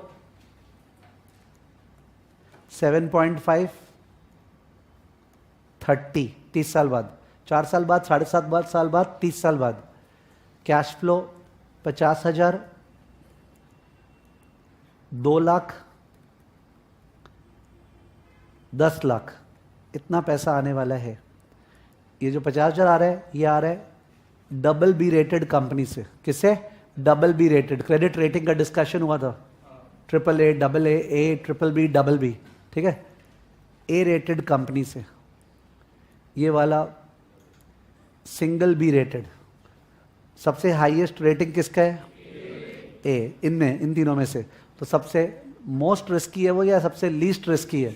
least risky है. पैसा इससे आने वाला है 7.5 ईयर्स बाद, तो कमती रिस्की है, डूबने का डर कम है. तो in that case required rate of return कम होगा. Suppose required rate of return बीच वाले में 11% है. अब जो डबल बी है उससे आपको रिटर्न 11 चाहिए कि 11 से ज़्यादा या 11 से कम? ज़्यादा, कि बिकॉज उसमें रेटिंग कम है ना, तो उसमें ज़्यादा चांस है डिफॉल्ट होने का. AAA, AA, फिर BBB, BB आता है नीचे, तो there is a higher chance of default. तो मैं क्यों रिस्क लूंगा? तो मेरे को उस पर 12.5% चाहिए, और बी तो BB के भी नीचे है, तो उस पर सपोज अपने को 13.7% चाहिए. मन से लिखा है, ठीक है ना. Calculate the amount to be invested today. Calculate the amount to be invested today. Calculate the amount to be invested today. मैंने क्वेश्चन ये हो गया कि आप ये पैसा पाने के लिए आज कितना पैसा लगाने को तैयार हो. You have to find out the present value, ठीक है. तो इन तीनों का प्रेजेंट वैल्यू निकालना है. प्लीज करे खुद से. फर्स्ट वाला फीलिंग दे रहा हूं. 50,000 को 4 साल पहले टर्न है 12.5 के रेट से, तो 50,000 FV होगा, 4N होगा, 12.5 I/Y होगा, और CPT PV करके प्लस माइनस STO1. ठीक है, इस रिदम में करना है. Please do it.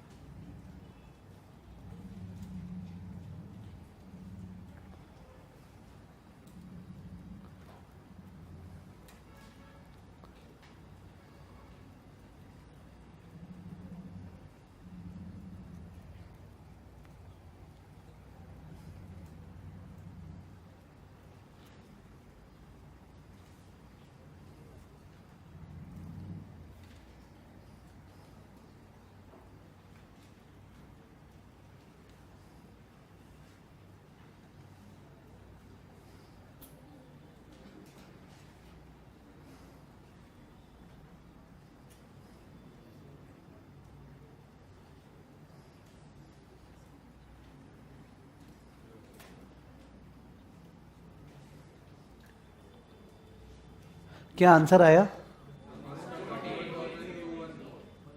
एक मिनट, क्या आंसर बोल रहे हो? बोलो, ठीक से बोल दो. 1,438,9,0. ठीक से बोलने का मतलब बोलना था, वैसे बोल दो 1,43,890. ओके, तो 1,43,890 आ रहा है क्या? बहुत जन का आ रहा है, इसलिए राइट ही आ रहा होगा. जिनका नहीं आ रहा है वो लोग कहीं ना कहीं मिस्टेक किए होंगे. उसके लिए भी इजी है. जिनका नहीं आ रहा है सब जन शेयर करें. RCL1 क्या है? RCL1 क्या है आपके डाला हुआ? बताओ. एक मिनट, RCL1 लोग बोल रहे हैं क्या? बोलो.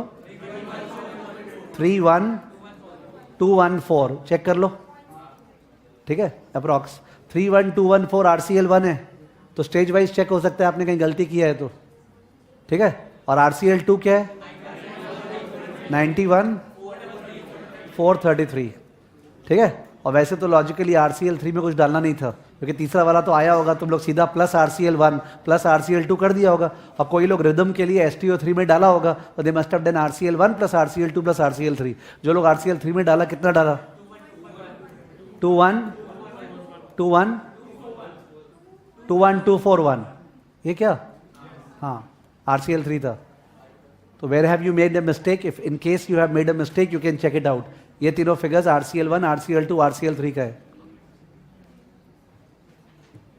ठीक है? आई होप रीजनेबल लेवल पे हो रहा है सबका, ठीक है? In a mass audience very difficult to be very micro teaching wise, ठीक है? That can only be done after the class in case you come by over here and we can do 1-to-1 की where mistake is happening, ठीक है? तो actually you require just one confidence, एक बार एक दो figures मिले तो अपने आप ही रिदम आ जाते हैं, ठीक है ना? तो आई होप ये क्लियर हो गया। नेक्स्ट, ये तो एग्जाम्पल दिया ना मैंने बीच में, हाँ। Next point, point number D क्या? पॉइंट नंबर डी,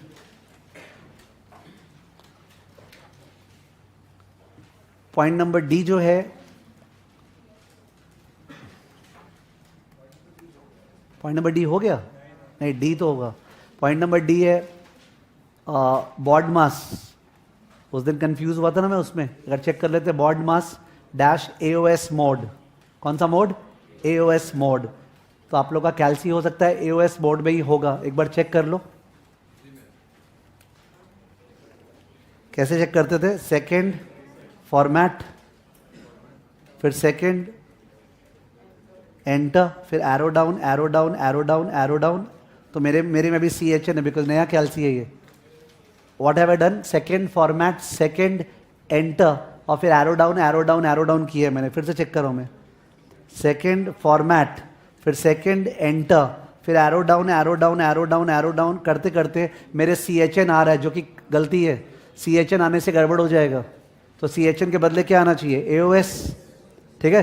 तो AOS कैसे लाते हैं? सेकेंड एंटर, तो AOS आ गया। लिखवा रहा हूं, second format, second format, second enter, second format, second enter, उसके बाद arrow down arrow down arrow down arrow down. 5वें बार आता है क्या? चेक कर ले। 4 बार क्या? 1 मिनट। सेकेंड फॉर्मेट, ओ एरो अप करने से बोल रहा है एक ही बार में आ जाएगा। Let's check. Second format, second enter, arrow up. हाँ, एरो अप, बिकॉज वो लास्ट वाले लगता है उस पूरे रिदम में, वो लास्ट वाला है, तो एरो अप करे, इधर से पकड़ ले रहे ना उसको, ठीक है ना? तो इन दैट केस वो बेटर रहेगा ना, ठीक है? वो बेटर रहेगा क्या? Arrow up.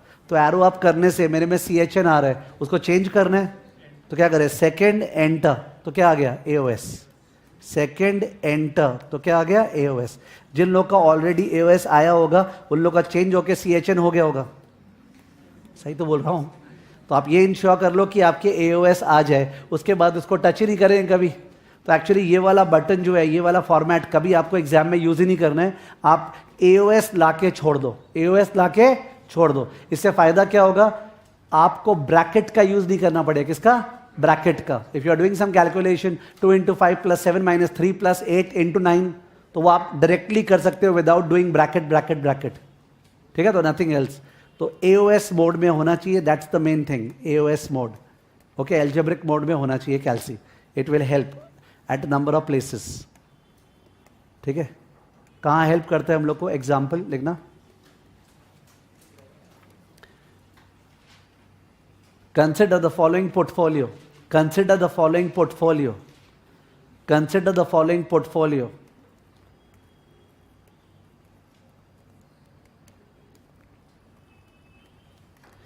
तीन कॉलम है। फर्स्ट कॉलम स्टॉक्स, मेरे पोर्टफोलियो में क्या क्या है? Portfolio is a bundle of securities ना, तो what are the securities I have in my portfolio? Stocks. उनका वेट्स, कितना कितना % पैसा किस में लगाया हुआ है, और उसके बाद उनका एक्सपेक्टेड रिटर्न, उनका एक्सपेक्टेड रिटर्न, हर एक स्टॉक का एक्सपेक्टेड रिटर्न। तो ABC 3 स्टॉक में पैसा लगाए हुए हैं, कितना? 0.5, 0.3, 0.2, 50, 30, 20। Okay with you all? आधा पैसा मैंने A में लगाया है, 30% B में। एक्सपेक्टेड रिटर्न A से 19% है, B से 25% है, और C से 10% है। ये एक्सपेक्टेड रिटर्न है, ओके, मीन रिटर्न। अपने को पोर्टफोलियो का एक्सपेक्टेड रिटर्न निकालना है, लिख दो नीचे, calculate expected return of the portfolio, calculate expected return of the portfolio, calculate expected return of the portfolio, expected return of the portfolio. तो उस केस में विदाउट एनी टीचिंग सबको समझ में आ रहा होगा, we will earn 19% on half the money, we'll earn 25% on 30% money, we'll earn 10% on 20% money. Weighted average करना है, you have to do this into this plus this into this plus this into this, यही तो करना है, weight into return, weight into return, weight into return, और divide by summation weight क्या करेंगे, summation weight is always what, 1. weighted average का formula क्या होता है, summation wx by summation w, but summation w तो करना ही नहीं है, because what is summation w, 1. तो listen to the rhythm, it's 0.5 into 19 plus 0.3 into 25 plus 0.2 into 10. एक बार लिख लें सॉल्यूशन, उसको बोलते हैं ERP, फुल फॉर्म, E माने एक्सपेक्टेड, R माने return of what, portfolio. Expected return of portfolio is equal to weighted average, is equal to weighted average equal to 0.5 into 19 plus 0.3 into क्या था, 25 plus 0.2 into क्या था, 10. 0.5 into 19 plus 0.3 into 25 plus 0.2 into 10 equal to, अब equal to कौन लिख लिख के करेगा, दिस इनटू दिस क्या आया, प्लस प्लस, वो गलत चीज है, तो we should be doing straight away, तो कैलसी से करें, ओके, कैलसी से करें। तो कैलसी में मेरा पहले मोड कौन सा देख तो ले, second format, arrow up, CHN mode है मेरा, ठीक है ना, तो second enter, AOS, that's perfect, 0.5 into 19 plus 0.3 into क्या था, 25 प्लस 0.2 इंटू क्या था, 10 equal to 19. Okay, 19% is the answer. Okay, you if you are matured, you are understanding. Otherwise क्या करते, ये इंटू ये को यहाँ लिखते, ये इंटू ये को यहाँ लिखते, ये इंटू ये को यहाँ लिखते, या फिर क्या करते, 0.5 इंटू 19 को इक्वल टू STO1, 0.3 इंटू 25 को क्या, STO2, but everything is a time wastage ना, the whole point is about being as smooth as possible, ठीक है। तो और या फिर क्या करते, ब्रैकेट खोलते पहले, 0.5 into 19 bracket close plus bracket open, फिर 0.3, तो वो सारा अवॉइड हो रहा है as a result of AOS. तो answer is what, 19%. 19% is the answer. So basically जो अपना नेक्स्ट LOS होने वाला है, उस LOS में फिर कैलकुलेशंस चालू हो जाते हैं. तो आई हैव सीन दैट वो कैलकुलेशंस के पहले अगर आपको ये पता रहे ना कैलकुलेटर का ये सारा चीज़, तो इट्स ऑलवेज स्मूथ, वरना वहाँ पे लॉजिक चल रहा है, फिर कैलकुलेशन सब में फ्रिक्शन खा रहे हो, कर नहीं पा रहे हो, ठीक है.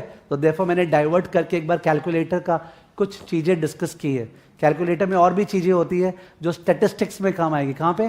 स्टैटिस्टिक्स, जैसे मीन, स्टैंडर्ड डिविएशन, कोरिलेशन निकालना है, तो अपने को एक कॉलम बना के थोड़ी निकालेंगे. This is not that exam कि लॉजिकली कॉलम बना के 10 column we make all the stats. Will do it through the calcy. तो स्टैटिस्टिकल मोड भी है, कैश फ्लो मोड भी है, that will come as we move ahead, ठीक है. तो यहाँ पे मैं एंड कर रहा हूँ अभी क्लास, बिकॉज नेक्स्ट वाले पोर्शन में जाना पॉसिबल नहीं है. LOS A और LOS B अपना बढ़िया से हो गया है, ठीक है. तो components of rate and interpretation of required rate of return with some calculator का logic, ठीक है ना. ओके